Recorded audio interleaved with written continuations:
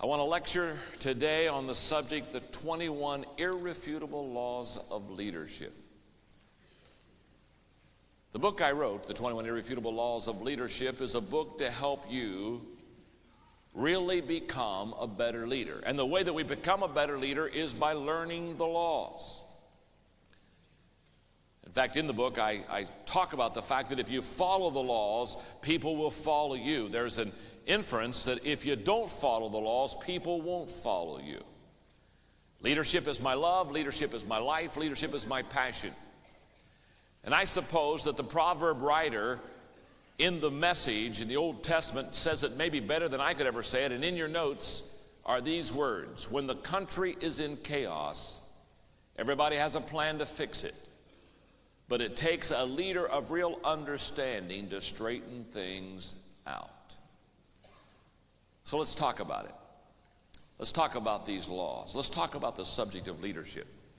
Well, let me ask you a question, first of all. How many of you like to play golf? How many golfers do I have here? Oh, you got a lot of golfers, okay. And you know what I found about golfers? Because I like to play golf. What I found out about golfers is that even if we're not any good, it doesn't lessen our passion. Isn't that true? I mean, we still love to do it, don't we? I mean, we're not very good and we lose a lot of golf balls, but we still have that passion to play golf. So I love to play golf. Two golfers teeing it up on the very first tee, not good at all. First guy, when he hits the ball, much to his surprise, the ball goes straight down the fairway.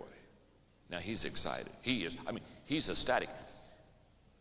He's never been in the middle of the fairway. I mean, he's the kind of golfer that in his golf bag, he has things like a weed eater. He has a Johnson's power saw, you know what I mean, to go out and clear the brush for him, okay? He's got a beagle that can hunt out those golf balls. I mean, really flush them out. So he's in the middle of the fairway. He's so excited. They're walking up about 12 yards. Much to his surprise, when they get up there, he's not only in the middle of the fairway, but his ball has rolled up on about a 4-inch anthill. So now he's in the middle of the fairway and his ball is teed up. He grabs his 3-wood. He looks at his buddy and says, "This is of God." He swings as hard as he can with that 3-wood. He misses the whole ball and kills 5,000 ants. Miracle of miracles, that anthill that was 4 inches just gets reduced to 2 inches and the ball stays on top of the anthill. He's got a second opportunity. He grabs a 3-wood, swings as hard as he can, misses the whole ball again, and kills 4,998 ants. By the way, this is a true story.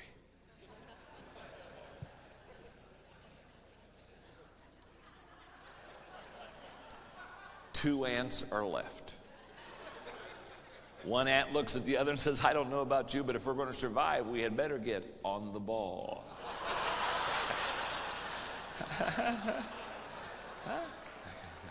Now, if we're going to survive in the business world, if we're going to survive in the church world, if we're going to survive in the country, what we're going to have to do is we're going to have to get on the ball. And when I wrote the 21 irrefutable laws of leadership, I wrote these laws with a heart to really help people learn how to lead more effectively. Now, let me just share with you. Somebody asked me recently, he said, "How long did it take you to write this book?" Well, my answer to that one is it's taken about 20 years. For over 20 years, I've been teaching leadership. And what I've been watching is that when I teach leadership, there are certain principles and certain thoughts about leadership that just rise to the top every time. And over 20 years, I've kind of just skimmed the top and I pulled off these principles. I pulled off what now I know are laws.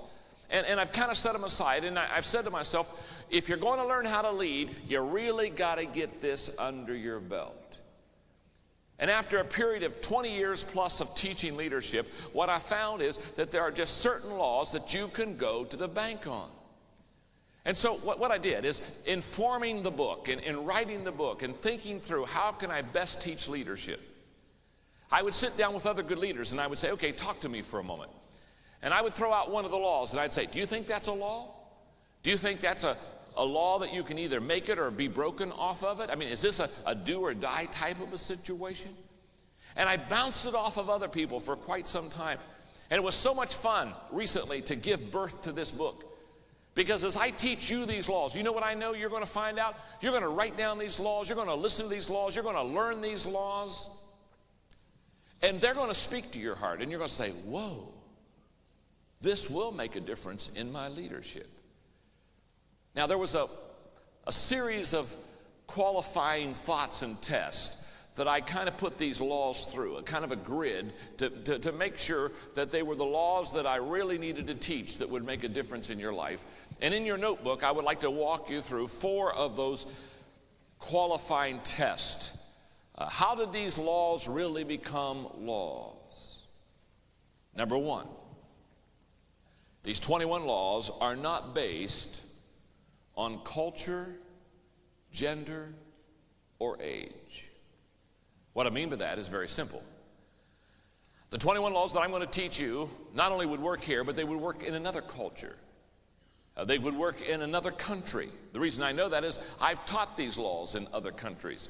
The laws are the laws, and regardless of your culture, regardless of your gender, regardless of whether you're young or old, these laws will work in your life.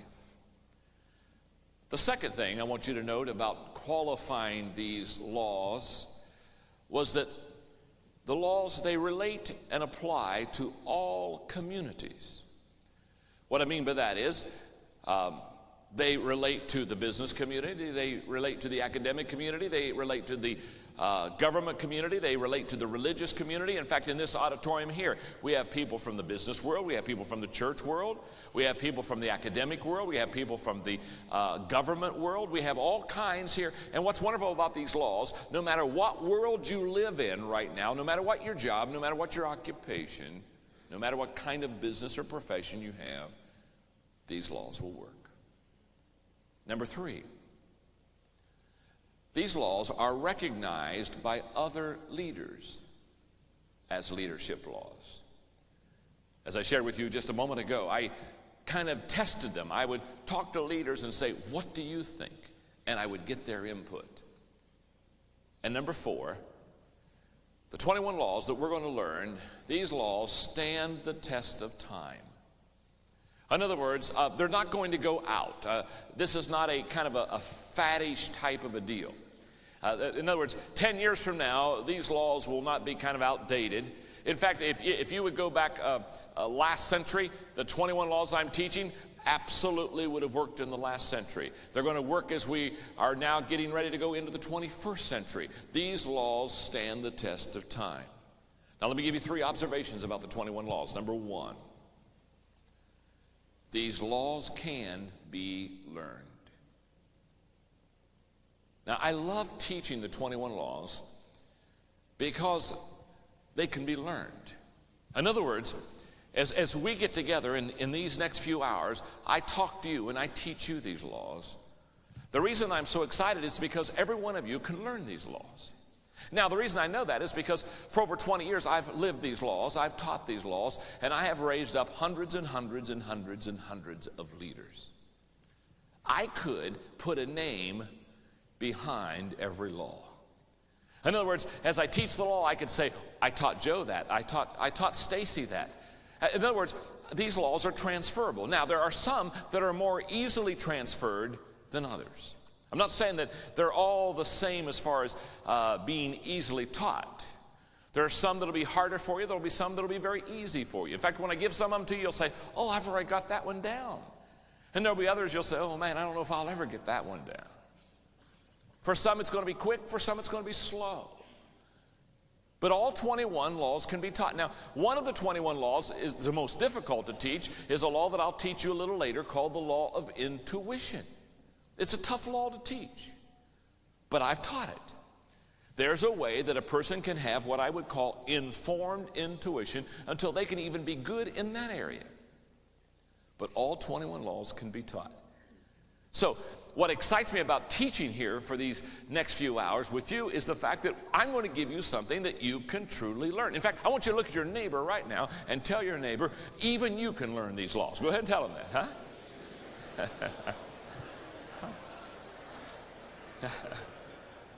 I love it. I love watching you. There are some of you that I mean, you're saying, you're not only saying that to him, you're kind of saying, and I wish you would learn these laws too. Oh, please, hey, please learn these laws. Would you please learn these laws? Okay. Now, what I love about these laws is that they're teachable, they're transferable. The second observation I would make about these laws is that they stand alone. The laws that I'm going to give you, the 21 laws, they stand alone. You say, John, what do you mean by that? You don't have to learn law number 1 to be able to learn law number 2. And you don't have to learn law 1 and 2 to learn law number 3. They don't stack that way. You may do really good with law number 1. You may not do good at all with law number 1. But what we'll find is that these 21 laws, they all are laws, but there is an independence about them. Now, when I say they're independent, one of the reasons that leadership is so difficult to teach is the fact that leadership is many-faceted. A person gets one law under the belt, that doesn't make you a leader. It's just like a fellow came to me the other day, I love this, at a conference, Bill. He came to me the other day and he said, he was a young pastor, kind of, I'd say he's 25, 26. And he said, okay, John, he said, okay, I know I need to learn leadership. Okay, I'm feeling good. He needs to learn leadership, and he knows this. He says, tell me the one thing I need to know to be a great leader. And my response is the same. I'm kind of chuckling. The one thing you need to know. And he said, give it to me, but give it to me simple and give it to me in one shot so I can really get it. Well, the one shot I wanted to tell him was that there's no one shot. It's going to take a long time because leadership is many-faceted. And the 21 laws tells you that if you learn a couple laws, that's good, but that doesn't make you a leader. In fact, the way this really works, since they stand alone and they're independent. See, they're independent, but they do interlock. That's very key. They stand alone, but they do relate to one another. So if you know 5 of the 21 laws, okay, you're maybe a fair leader, but if you learn 7 or 8 of those laws or get up to 10 laws, you're a better leader now than you were when you knew 5. In other words, every time you put the law under your belt, you become a better leader. That's how you measure your progress. So many times when I teach leadership, people say, well, how do I know if I'm progressing? How do I know if I'm really making the progress that I want to make? It's very simple. Every time you put another law under your belt, you're becoming just a little bit better leader. The third thing I want you to know about the laws is that these laws carry consequences. In fact, that's why they are known kind of as laws. In other words, if you obey them, you're going to receive good stuff, and if you don't obey them, you're going to be in trouble. Again, in the book, The 21 Irrefutable Laws of Leadership, the little subheading says, follow these and people will follow you. If you don't follow these laws, people won't follow you. You say, well, John, you start teaching these laws, or I read your book, and I can tell you right now, there are a couple laws in your book I don't like. Do you think I care? Do you think that bothers me? There's probably a couple laws I don't like, but it doesn't matter. It's still a law. And if you don't learn it and if you don't follow it, it's going to mess you up. It's kind of like a guy says, well, I'll tell you right now, I disagree with the law of gravity. Jump out of the building. I promise you, you'll go about 2 or 3 stories down and you'll very quickly believe that there is a law of gravity. There's consequences. And I love it when people say, well, I don't think I like that law. I don't care whether you like it or not. You can either learn it and have people follow you, or you can hang over there in the corner all by yourself and say, I don't like the law, and have nobody following you and nobody caring. It's a law. Those laws have consequences. The reason that I have such a passion to teach leadership is because here's what I know. Every time you put a law under your belt, you're going to be a better leader. And every time you do that, you're going to be able to lead more people. But the laws do have consequences. In fact, in the table of contents in the book, I'm just going to give you one classic one, okay? This was under the law of solid ground. But in the table of contents of the book, as you read each chapter, there will be just a couple of lines that will kind of describe that chapter. And under the law of solid ground, notice what I have in your notes. If only Robert McNamara had known the law of solid ground, the war in Vietnam and everything that happened at home because of it might have turned out differently. Wow. That's a pretty big consequence to pay just because you don't understand the law of solid ground. But they all have consequences. The fourth thing I want you to know about the laws is that these laws are the foundation of leadership. In other words, you build your leadership off of these laws. They're the foundation. They're the groundwork. It's off of them that you really build them. Now, what I want to do, in order to give you the right kind of a foundation for leadership, is I want to work you through a process here for a second. One of the things that's my desire in teaching these laws is to give you a strategy so that you can be a better leader. So I have developed in the 21 laws an intentional process to develop you as a leader. Let me walk you through it. First of all is the book, again, the 21 Irrefutable Laws of Leadership. And the book is a picture of the laws. And in that little blank beside that, put the word understanding. The book is to give you an understanding of those laws. You read it, and all of a sudden you say, oh, I understand what that law means. That's all the book is. It's a picture of the laws. Right behind the book, though, we have developed a series of audio cassette tapes, which are personal application of the laws. And beside that, put the phrase or the two words, personal growth. The audio tape series are 22 tapes, one tape of an introduction, and 21 tapes which describes the law. But now here's the difference. The book gives you a picture so you understand the law. The audio cassette tapes are for your own personal growth and development, and they help you do three things. They help you assess your personal, how well you do that law. There's an assessment section. With the 21 tapes is a workbook, about a 150-page workbook. They help you assess how well you do that law. Then there's an application section, which I sit down and I teach you how to apply the law in your life. And the last part of the workbook is an action section where you take action on the laws so to flesh them out. Now, I'm so excited about this. This is called Living the 21 Laws of Leadership. I'm so excited because what this is going to do is this is going to provide for you a personal growth plan for your own leadership development with the 22 tapes and the workbook. They go side by side, and it's for you. You can take it and you can go on your own pace. What I'm going to suggest on this wonderful resource of Living the 21 Laws of Leadership, what I'm going to suggest is that you take 21 months. You take 1 month per each law. Now I know what you're saying. Oh, you're saying, oh, John, that's an awful long time. Well, I know it is. But a lot of us are awfully slow. And I want us to take a long time. You know why?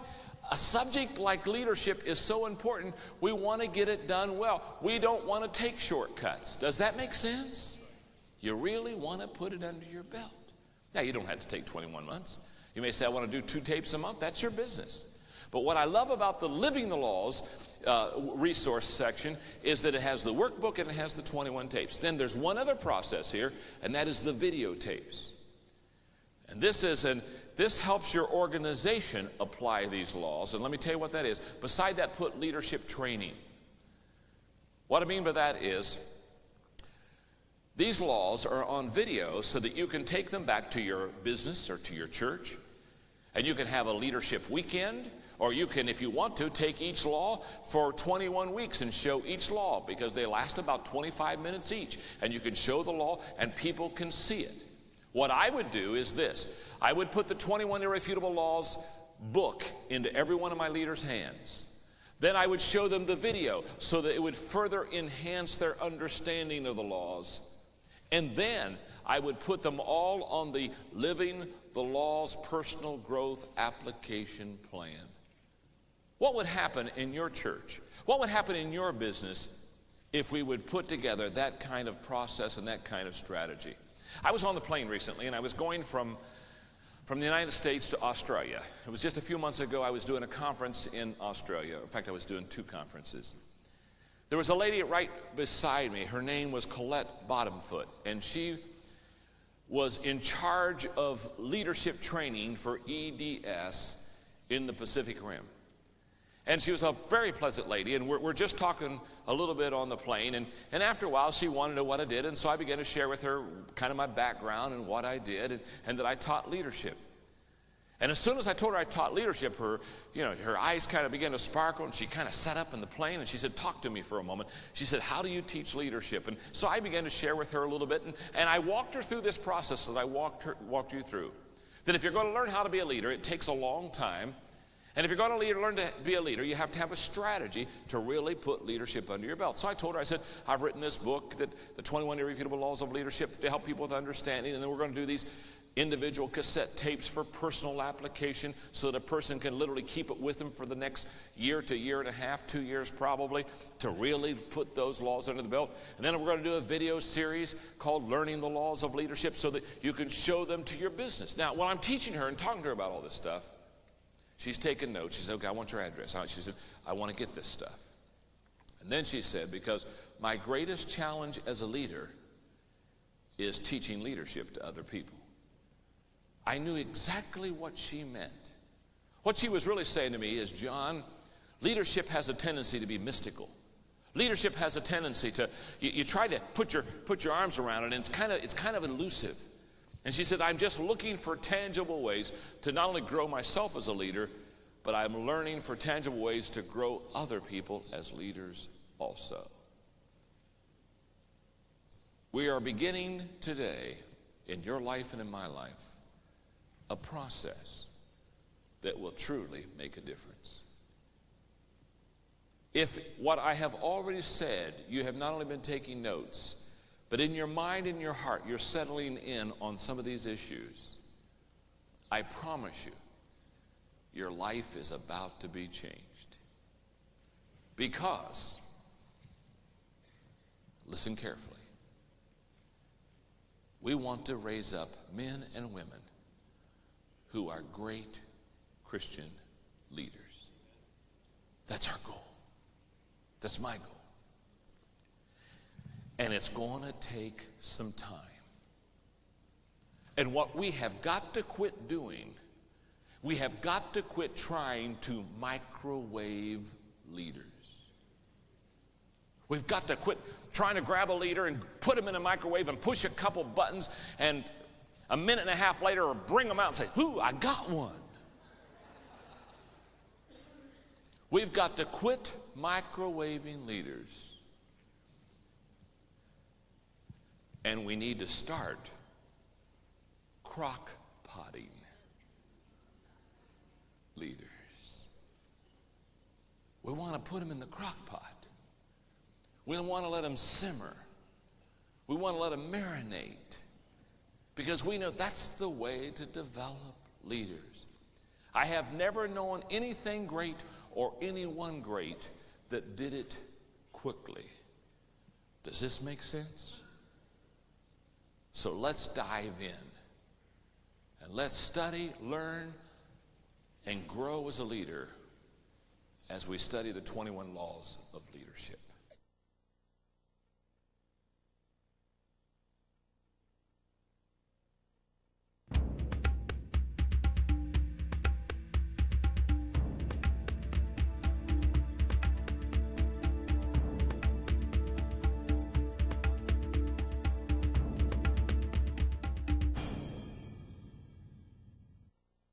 The first law of leadership is what I call the law of the lid. L-I-D. The law of the lid. And the law of the lid says that leadership determines the level of effectiveness.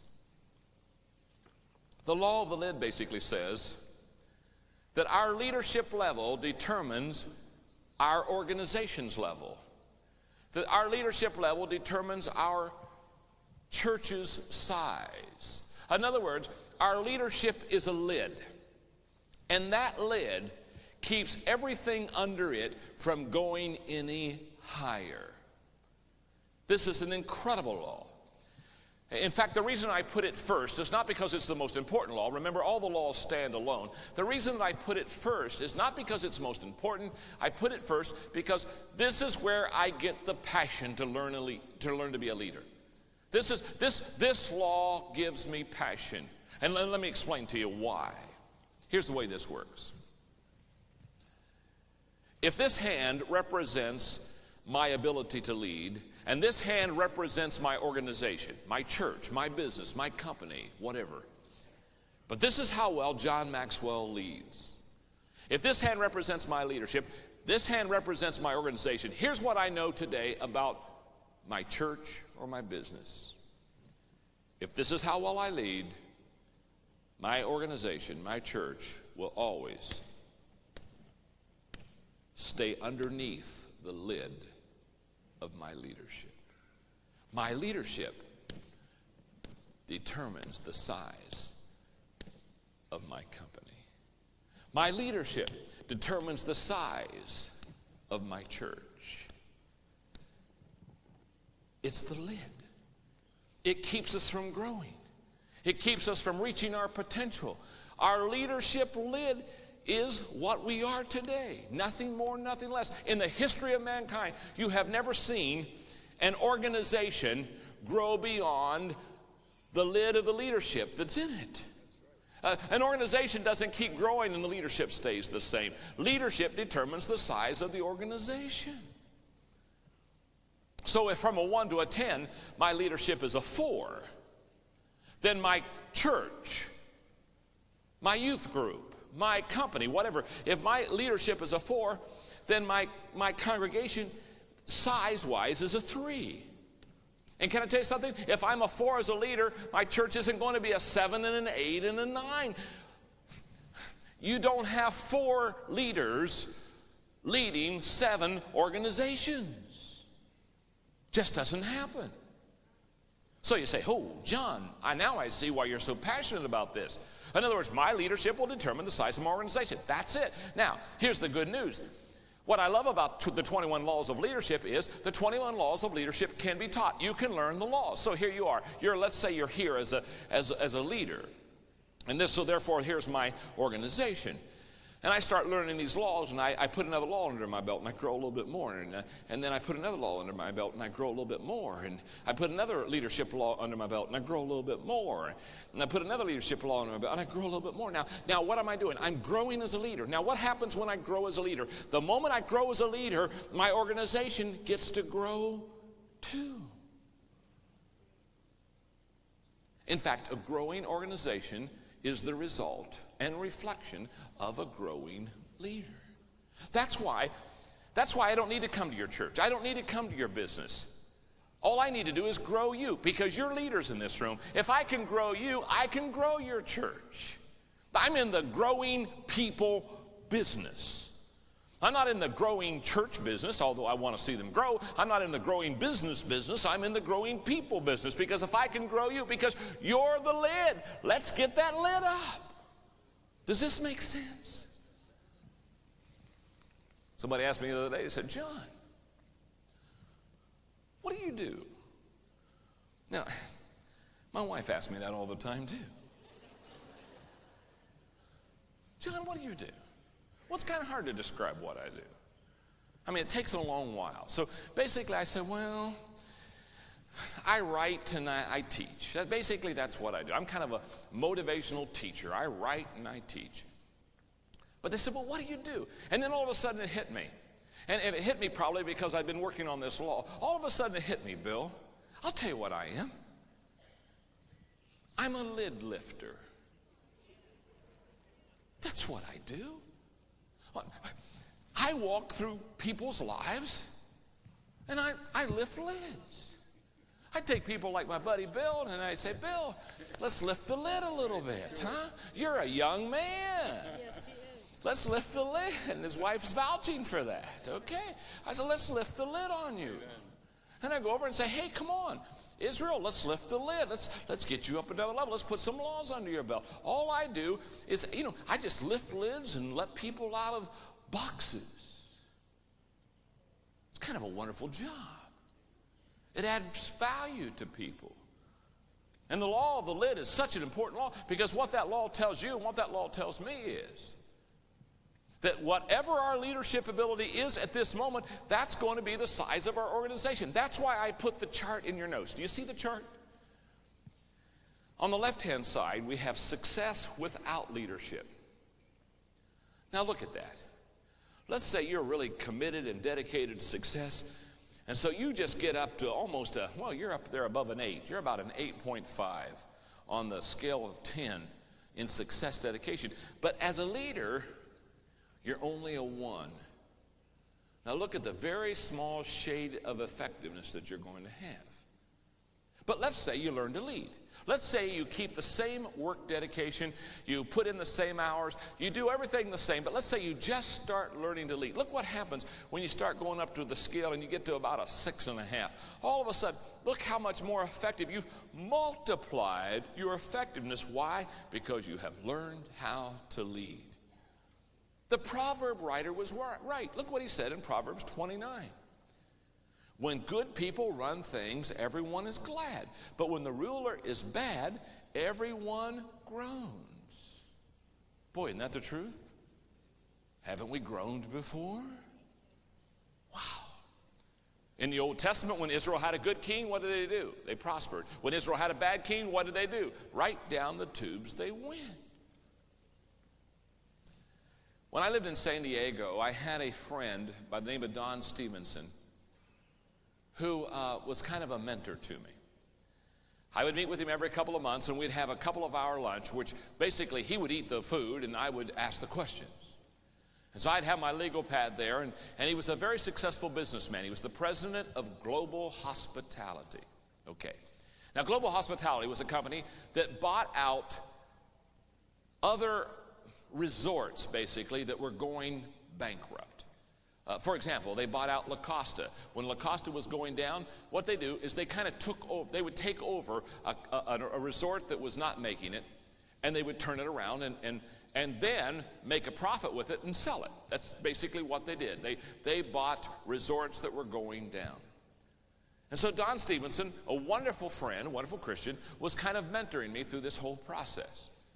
I still remember the day that I sat down with him and I got out my legal pad and I got out my pen and I started asking questions. And I asked him, I said, let me ask you this, Don. I said, when you buy a resort or when you take over a resort that's about to go under, are there some things that you always do when you take over that resort? And Don Stevenson looked at me, and through all the wisdom of all the years of him doing this, he looked at me and said, yes, John. He said, there are two things we always do when we buy a resort that's going down. Now, as soon as he had said there are two things that we always do, gang, I've got my pen ready. I know I'm about to get some gravy, okay? And I'm ready to listen. I said, what are they? He said, the first thing we do, when we buy out a resort that's going under, he said, the first thing we do is we do a lot of in-depth training to all of the people in that organization that are what we call the up-front people. I said, what do you mean by that? He said, you know, when you check in at a resort, you got the guys out there that are handling the bags, and you got the tellers behind the desk that are checking you in. He said, anybody in the resort that comes face to face with the customer, he said, we train them. He said, we train them relationship training. We train them how to remember names. We train them courtesy, servanthood. He said, we train them how to treat people well. I'm going, oh, okay, I got that one down. Train the people who meet people. Pretty good, isn't it? See, I was pastoring at the time, so I said, okay, that means, John, you need to train the ushers. Trust me. Trust me. I go to a lot of churches. They need to train the ushers. I'm running into a lot of ushers who can't ush.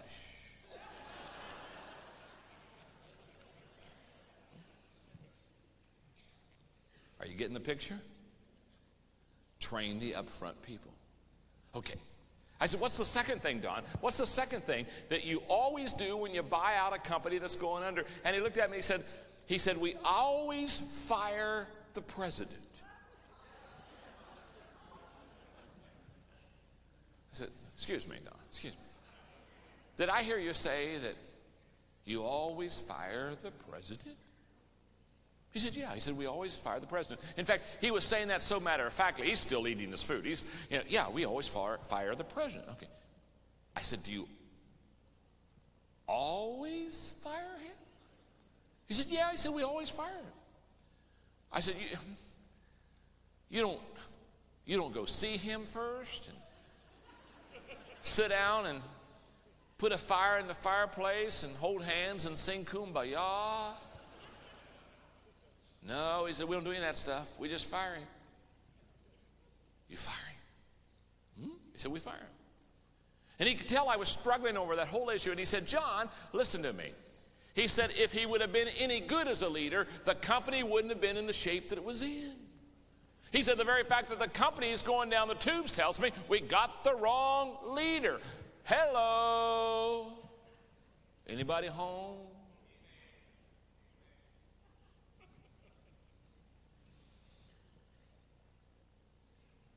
That's the day I learned the law of the lid. That's the day I understood that as the leader is, so shall the organization be. That's the day I learned that if the organization isn't growing, it's because you have a non-growing leader. If the organization is going down, it's because you got a declining leader. That's the day I realized that everything rises and falls on leadership. And you're saying, John, do you mean everything? Read my lips. I mean everything. If your church isn't growing, you got a leadership problem. If your business isn't growing, you've got a leadership problem. If your denomination is stagnant and plateaued, you have a leadership problem. It's the law of the lid. Wow. Let me give you my own experience. As a young pastor, our church really grew pretty fast.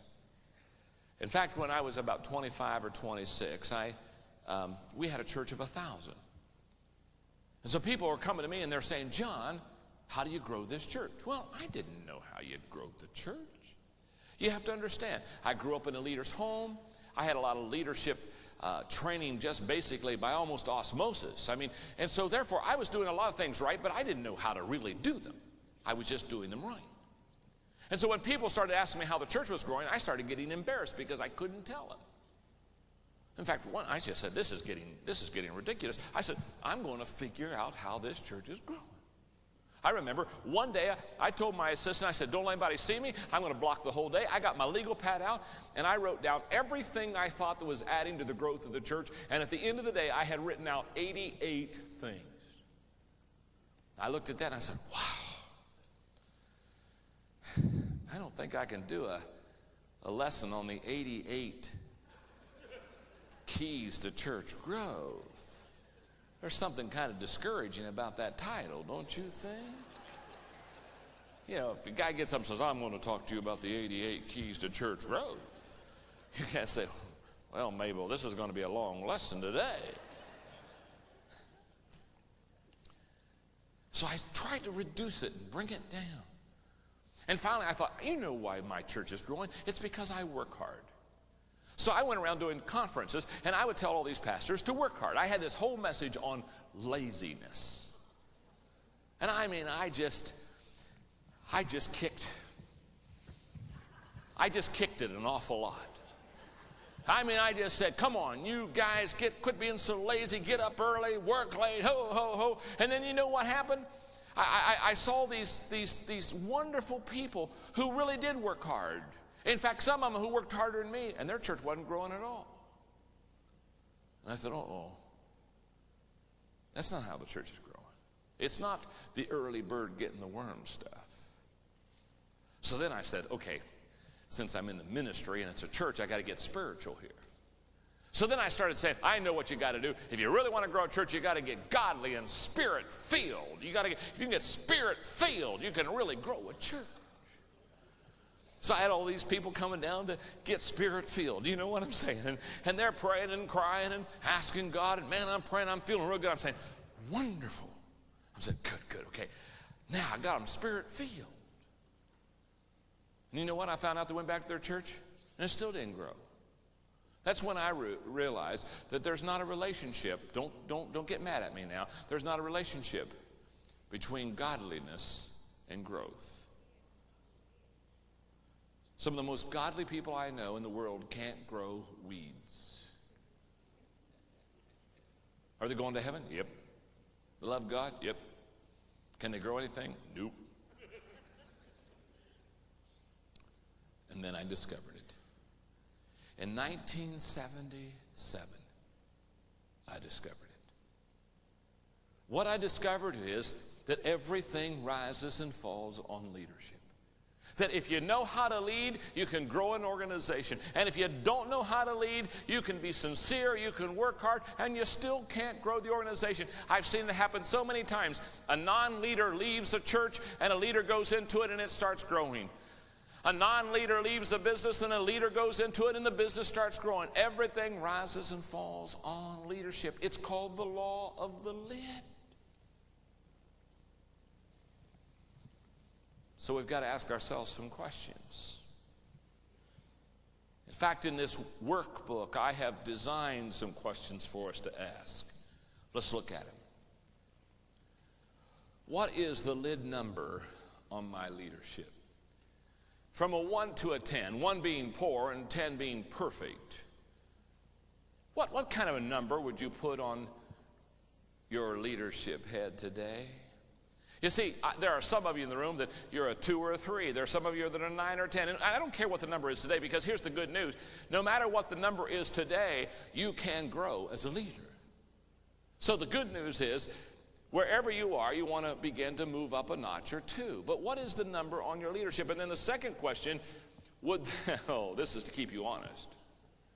Would those around me agree with my assessment?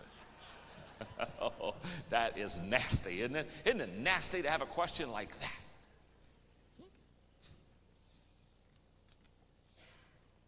that? Ask your spouse.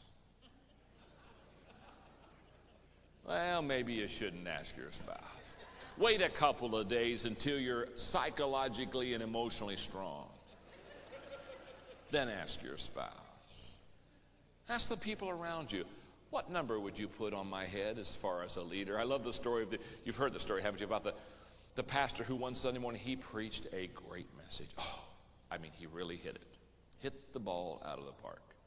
And he's feeling pretty good about it because people are filing out saying, "Oh, great message, Pastor, great message." And so he's driving home, and his wife and they're going to go to Sunday dinner. And he just really feels good about what he did this morning in church. And he looked at his wife and says, "Honey," he said, "let me ask you a question." He said, "How many great preachers do you think there really are in this world? I mean, how many great preachers do you think there really are?" And she said, "One less than you think."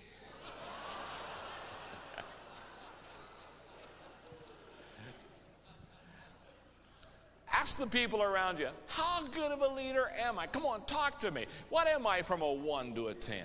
And then number 3, what is my plan to increase my lid number? Okay, what plan do I have to get up to another level? And then, what are the lid numbers of those that work with me? Now, this is a great question. Now, this is going to take time. You can't do it, obviously, today, not in this setting. But I do want to encourage you to write down the names of 4 or 5 people that are the closest people to you. In other words, it's very important that they are good because they are working right beside you. And I want you to put their names, and then I want you to put the numbers on their heads. And then I want to ask this question. It's question number 5. What is my plan to increase their lid numbers? You see, what amazes me, let me just talk to you for a second. There are a couple things. Well, there are a lot of things that amaze me, but there are a couple things that amaze me about this subject right here. The moment that a person understands that leadership is key to their success, I'm amazed when I look at him and say, what is your plan to develop as a leader yourself? And many people I run into, the most people I run into, they look at me and say, well, I don't have a plan. Something so important and we don't have a plan?